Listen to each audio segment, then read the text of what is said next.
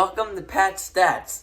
The season is only a couple of days away, and in the meantime, we're going to talk about Mets uniforms.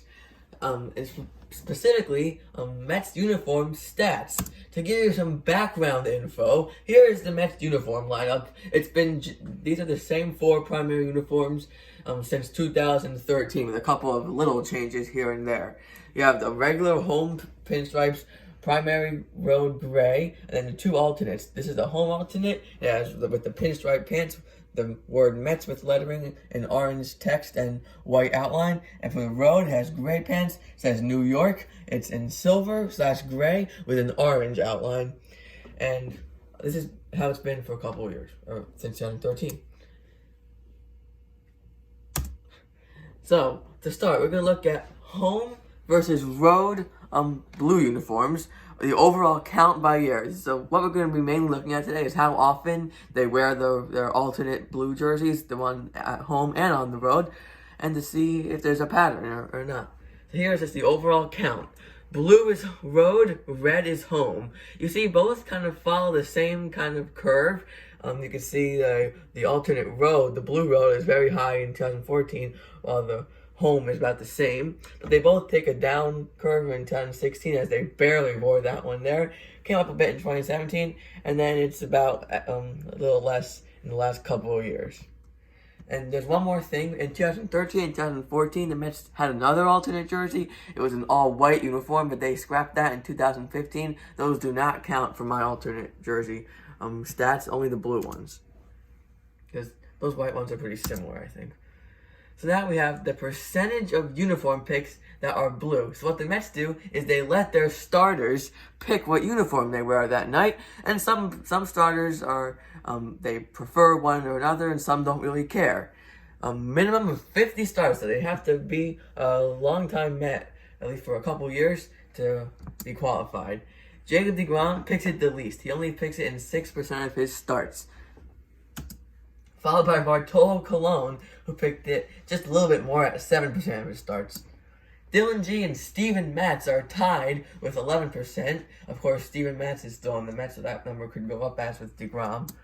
Syndergaard's at 14%. He picked the blue a little bit more towards the beginning of his career. Zach Wheeler, who's no longer a Met, just joined the Phillies, picked it a bunch of times, 31% of the time. The second most was John Neese, who picked it exactly half of the time, but the person who picked it most was Matt Harvey, who picked it 52% of the time. He loved the blue uniform. In fact, in 2015, he picked the alternate road blue uniform every start. Did not want to wear the gray that year.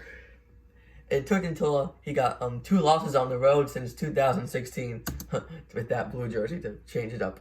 Now we're going to look at blue uniforms at stadiums in the division. At SunTrust Park, the new home of the Atlanta Braves, they've only worn it 21% of the time. That's the least. Followed by Nationals Park, slightly more at 22%. Marlins Park at 29%. Citizens Bank Park at 34%. And these are the 4 current stadiums. But from 2013 to 2016, the Braves still had Turner Field as their home. And the Mets wore their blue uniform there the most, 38% of the time. Now for the NL Central, PNC Park and Miller Park are tied at 25% of the time, followed by Wrigley Field and Busch Stadium at 36% of the time, and Great American Ballpark home and Reds, they've worn it the most out of any stadium, 41% of the time. But none in the last 2 years, actually. Now for the NL West, they've worn it the least amount in any stadium at Petco Park, only 17% of the time. At Chase Field, 27% of the time. Coors Field and Dodger Stadium are tied at 32%, followed by Oracle Park or AT&T Park, 35%. And now for Yankee Stadium, 38%. I feel like the other interleague, it's too small of a sample size to get an accurate representation. Except the Yankees, obviously. They play there every year. So now, blue uniforms in the day, they're more inclined to wear the blue uniform in the day. But, so here is the chart. They wore a bunch when they first started wearing blue uniforms in 2013, and it's been pretty much a steady decline since then, but then it picked up in 2017, as did the overall count of blue jerseys, and then slightly going down since then. Blue uniforms by month. April is 19% of the time, May is 28%, of the time, the most out of any month. June 26%, July 23%, August 20%, and September 27%. And then March and October, they have a few games in some seasons, 23% of the time.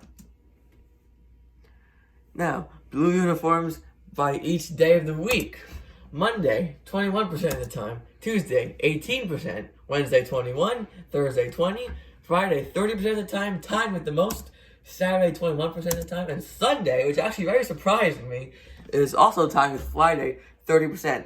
In 2014, and the Mets actually, their goal was to wear the home blue uniform every time, so that's probably what got that up a little bit. And they kind of still do that sometimes. And for a quick one, we have a double header stats. 33% of the time, 1/3% of the time, starters choose the blue uniform in game 1 of the double header rather than game 2. Just a random stat there. And also, all these stats are if the starter is able to pick it. Sometimes they have special event uniforms and they're not able to pick that uniform, so oh well for them, including double headers. Sometimes not be able to pick one. So finally, for the winning formula, if you really want the Mets to wear the blue jersey, since they've got it, you'd probably look for Matt Harvey to pitch. You'd probably want him to pitch at Great American Ballpark in May and on Fridays. These two happened. The only time Matt Harvey pitched at Great American Ballpark as a starter came on September 26, 2015, and he picked the blue jersey. The Mets clinched the NL East that day. So that is all for Pat's Stats today. The season is so close, only 2 days away. We'll have some videos about the opening day previews and some recaps of those games when they get started. So thank you for watching.